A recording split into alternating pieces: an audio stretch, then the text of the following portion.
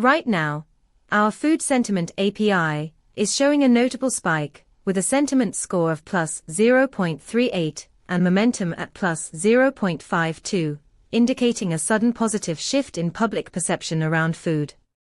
This isn't just a typical fluctuation, it's a significant increase compared to our historical baseline, hinting at heightened enthusiasm, perhaps due to recent culinary trends or food events. Our API returns a comprehensive sentiment analysis encapsulated in one response, allowing you to see not just the score, but also the underlying semantic clusters driving this sentiment. Imagine using this to tailor your menu to align with current consumer preferences, or to inform your marketing strategies based on what's trending in food sentiment. To dive deeper into how you can leverage this data, visit pulsebit.lojenterprise.com/docs.